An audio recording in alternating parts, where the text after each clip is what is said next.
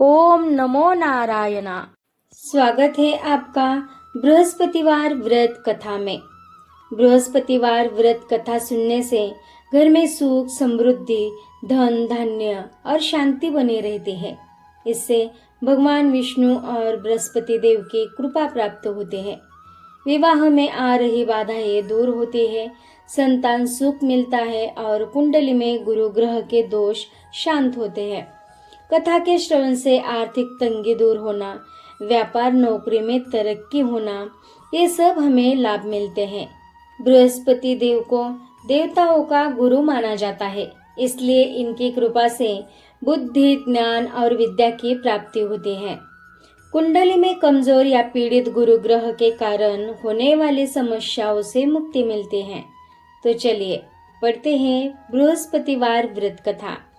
अग्नि पुराण के अनुसार अनुराधा नक्षत्र युक्त गुरुवार से आरंभ करके 7 गुरुवार व्रत करने से बृहस्पति ग्रह की हर पीड़ा से मुक्ति मिलती है। प्राचीन समय की बात है। एक नगर में एक बड़ा व्यापारी रहता था। वह जहाजों में माल लदवा कर दूसरे देशों में भेजा करता था। वह जिस प्रकार अधिक धन कमाता था, उसी प्रकार जी खोल कर दान भी करता था। परंतु उसकी पत्नी अत्यंत कंजूस थी। वह किसी को एक दमड़ी भी नहीं देना चाहते थे। एक बार सेठ जब दूसरे देश व्यापार करने गया तो पीछे से बृहस्पति देव ने साधु वेश में उसकी पत्नी से भिक्षा मांगी। व्यापारी की पत्नी बृहस्पति देव से बोली, हे साधु महाराज, मैं इस दान और पुण्य से तंग आ गई हूँ। आप कोई ऐसा उपाय बताए जिससे मेरा सारा धन नष्ट हो जाए और मैं आराम से रह सकूं। मैं यह धन लुटता हुआ नहीं देख सकती। बृहस्पति देव ने कहा, हे देवी, तुम बड़ी विचित्र हो। संतान और धन से कोई दुखी होता है? अगर अधिक धन है तो इसे शुभ कार्यों में लगाओ। कुंवारी कन्याओं का विवाह कराओ। विद्यालय और बाग बगीचों का निर्माण कराओ। ऐसे पुण्य कार्य करने से तुम्हारा लोक परलोक सार्थक हो सकता है। परंतु साधु की इन बातों से व्यापारी की पत्नी को खुशी नहीं हुई। उसने कहा, मुझे ऐसे धन की आवश्यकता नहीं है जिसे मैं दान दूं। तब बृहस्पति देव बोले, यदि तुम्हारी ऐसी इच्छा है तो तुम एक उपाय करना। 7 बृहस्पतिवार घर को गोबर से लिपना। अपने केशों को पीली मिट्टी से धोना। केशों को धोते समय स्नान करना। व्यापारी से हजामत बनाने को कहना। भोजन में मांस मदिरा खाना। कपड़े अपने घोर धोना। ऐसा करने से तुम्हारा सारा धन नष्ट हो जाएगा। इतना कहकर बृहस्पति देव अंतर्ध्यान हो गए। व्यापारी की पत्नी ने बृहस्पति देव के कहे अनुसार 7 बृहस्पतिवार वैसा ही करने का निश्चय किया। केवल 3 बृहस्पतिवार बीते थे कि उसी समस्त धन संपत्ति नष्ट हो गई और वह परलोक सिधार गई। जब व्यापारी वापस आया तो उसने देखा कि उसका सब कुछ नष्ट हो चुका है। उस व्यापारी ने अपनी पुत्री को सांत्वना दी और दूसरे नगर में जाकर बस गया। वह जंगल से लकड़ी काटकर लाता और शहर में बेचता। इस तरह वह अपना जीवन व्यतीत करने लगा।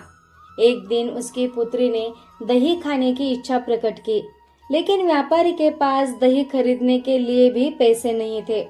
वह अपनी पुत्री को आश्वासन देकर जंगल में लकड़ी काटने चला गया। वहां एक वृक्ष के नीचे बैठ अपनी पूर्व दशा पर विचार कर रोने लगा। उस दिन बृहस्पतिवार था। तभी वहां बृहस्पति देव साधु के रूप में सेठ के पास आए और बोले, हे मनुष्य, तू इस जंगल में किस चिंता में बैठा है? तब व्यापारी बोला, हे महाराज, आप सब कुछ जानते हैं।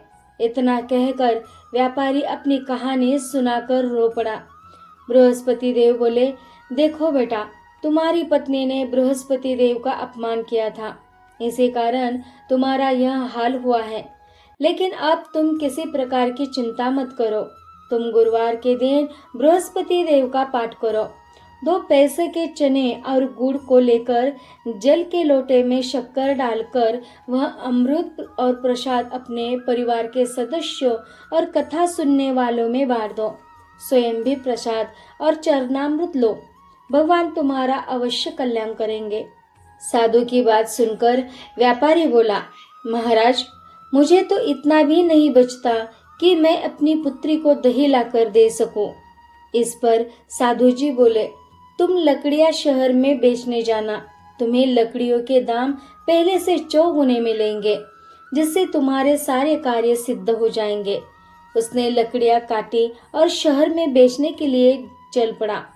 उसकी लकड़ियां अच्छे दाम में बिक गई, जिसने उसने अपनी पुत्री के लिए दही लिया और गुरुवार की कथा हेतु चना गुड़ लेकर कथा की और प्रसाद बांटकर स्वयं भी खाया।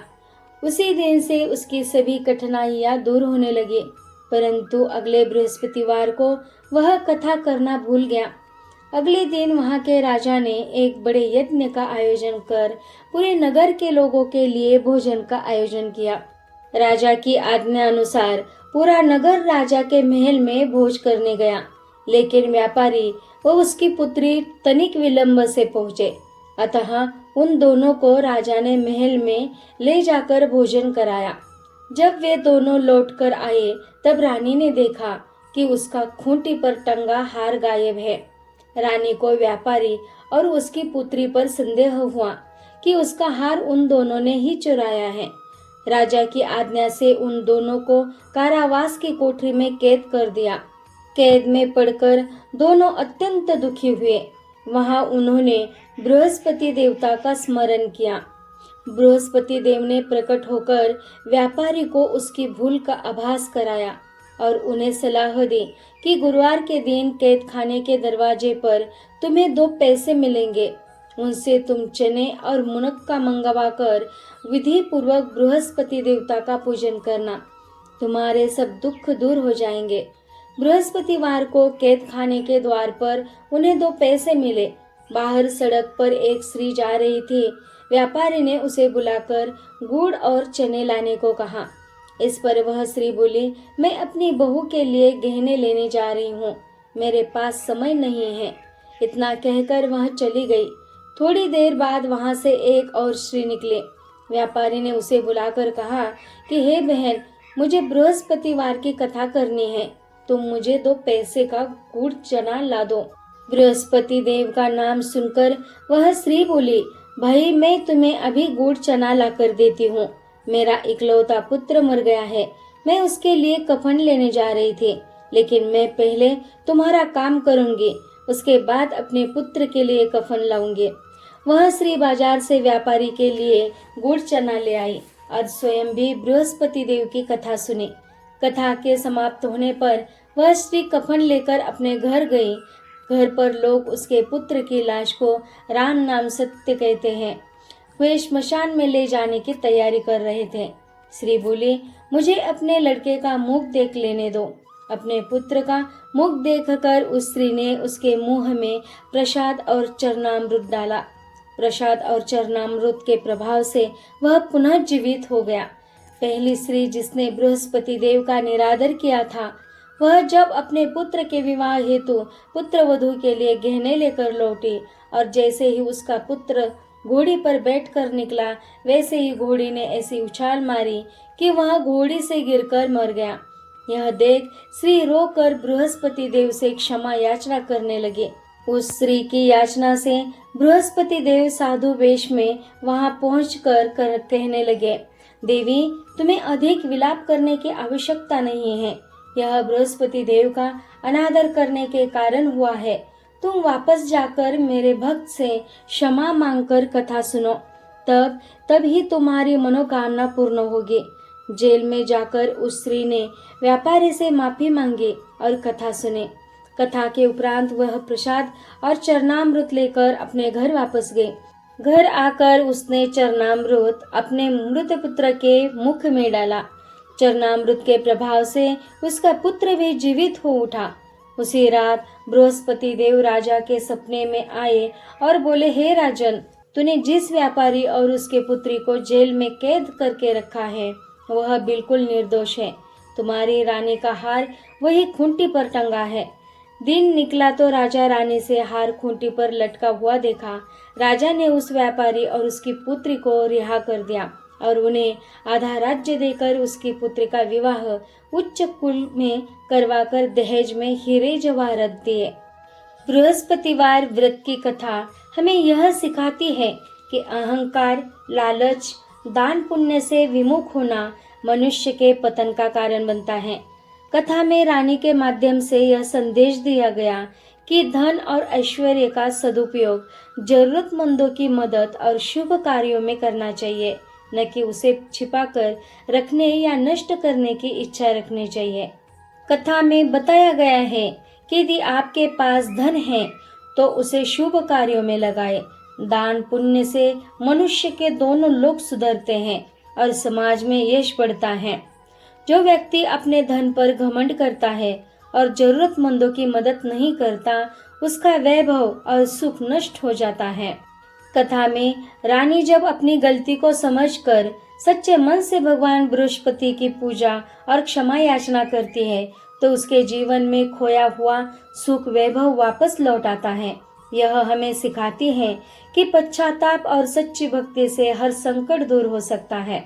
देवगुरु बृहस्पति ज्ञान, विद्या और समृद्धि के प्रतीक है। यह व्रत हमें सांसारिक मोह माया से ऊपर उठकर धार्मिक और आध्यात्मिक मार्ग पर चलने की प्रेरणा देता है। तो आज के लिए इतना ही। हरे शरणम। ओम नमो नारायणा।